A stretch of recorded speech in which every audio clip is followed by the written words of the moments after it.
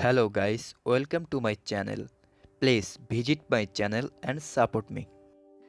Oh, what miracles have been wrought by the self-confidence, the self-determination of an iron will. What impossible deeds have been performed by it. It was this that took Napoleon over the Alps in midwinter. It took Farragut and Dewey past the cannons, torpedoes and mines of the enemy. It led Nelson and Grant to victory.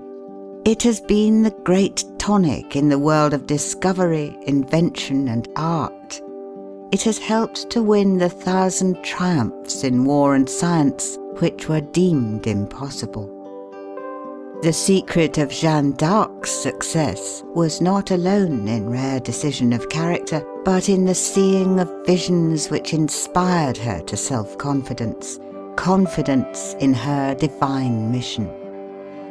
It was an iron will that gave Nelson command of the British fleet, a title and a statue at Trafalgar Square. It was the keynote of his character when he said, "When I don't know whether to fight or not, I always fight." It was an iron will that was brought into play when Horatius, with 2 companions, held 90,000 Tuscans at bay until the bridge across the Tiber had been destroyed. When Leonidas at Thermopylae checked the mighty march of Xerxes. When Themistocles off the coast of Greece shattered the Persians' armada. When Caesar, finding his army hard pressed, seized spear and buckler and snatched victory from defeat. When Winkelried gathered to his breast a sheaf of Austrian spears and opened a path for his comrades. When Wellington fought in many climes without ever being conquered. When Ney, on 100 fields, changed apparent disaster into brilliant triumph. When Sheridan arrived from Winchester as the Union retreat was becoming a rout and turned the tide. When Sherman signalled his men to hold the fort, knowing that their leader was coming. History furnishes thousands of examples of men who have seized occasions to accomplish results deemed impossible by those less resolute. Prompt decision and whole-souled action sweep the world before them. Who was the organizer of the modern German Empire? Was he not the man of iron? Napoleon and Grant. What would you do if you were besieged in a place entirely destitute of provisions? Asked the examiner when Napoleon was a cadet. If there were anything to eat in the enemy's camp, I should not be concerned. When Paris was in the hands of a mob and the authorities were panic-stricken, in came a man who said, "I know a young officer who can quell this mob." "Send for him." Napoleon was sent for. He came, he subjugated the mob, he subjugated the authorities, he ruled France, then conquered Europe. May the 10th, 1796, Napoleon carried the bridge at Lodi in the face of the Austrian batteries trained upon the French end of the structure. Behind them were 6,000 troops. Napoleon massed 4,000 grenadiers at the head of the bridge, with a battalion of 300 carbineers in front. At the tap of the drum, the foremost assailants wheeled from the cover of the street wall under a terrible hail of grape and canister and attempted to pass the gateway to the bridge. The front ranks went down like stalks of grain before a reaper. The columns staggered and reeled backward, and the valiant grenadiers were appalled by the task before them. Without a word or a look of reproach, Napoleon placed himself at their head, and his aides and generals rushed to his side. Forward again over heaps of dead that choked the passage, and a quick run, counted by seconds only, carried the column across 200 yards of clear space, scarcely a shot from the Austrians taking effect beyond the point where the platoons wheeled for the first leap. The guns of the enemy were not aimed at the advance. The advance was too quick for the Austrian gunners.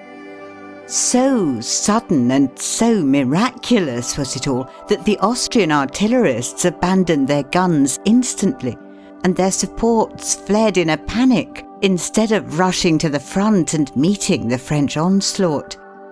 This Napoleon had counted on in making the bold attack.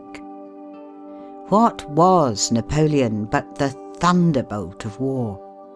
He once journeyed from Spain to Paris at 17 miles an hour in the saddle. "Is it possible to cross the path?" asked Napoleon of the engineers who had been sent to explore the dreaded pass of St. Bernard. "Perhaps," was the hesitating reply. "It is within the limits of possibility." "Forward, then."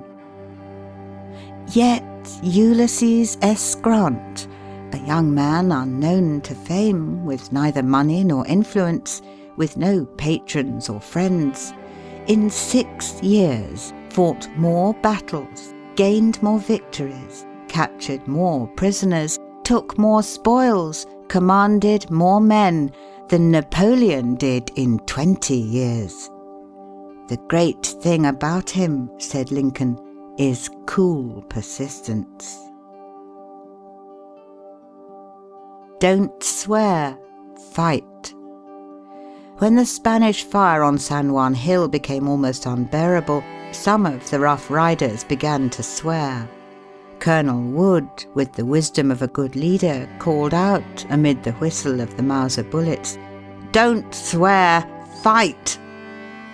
In a skirmish at Salamanca, while the enemy's guns were pouring shot into his regiment, Sir William Napier's men became disobedient. He at once ordered a halt and flogged 4 of the ringleaders under fire. The men yielded at once, and then marched 3 miles under a heavy cannonade as coolly as if it were a review. When Pélissier, the Crimean chief of Zouaves, struck an officer with a whip, the man drew a pistol that missed fire. The chief replied, "Fellow, I order you a 3 days' arrest for not having your arms in better order." The man of iron will is cool in the hour of danger. "I had to run like a cyclone." This was what Roosevelt said about his pushing on up San Juan Hill ahead of his regiment. "I had to run like a cyclone to stay in front and keep from being run over." The personal heroism of Hobson or of Cushing, who blew up the Albemarle 40 years ago, was but the expression of a magnificent willpower. It was this which was the basis of General Wheeler's unparalleled military advancement. A second lieutenant at 23, a colonel at 24, a brigadier general at 25, a major general at 26, a corps commander at 27, and a lieutenant general at 28. General Wheeler had 16 horses killed under him, and a great number wounded. His saddle equipments and clothes were frequently struck by the missiles of the enemy. He was 3 times wounded, once painfully. He had 32 staff officers or acting staff officers killed or wounded. In almost every case, they were immediately by his side. No officer was ever more exposed to the missiles of death than Joseph Wheeler. What is this imperial characteristic of manhood, an iron will, but that which underlies all magnificent achievement, whether by heroes of the Light Brigade or the heroic firefighters of our great cities?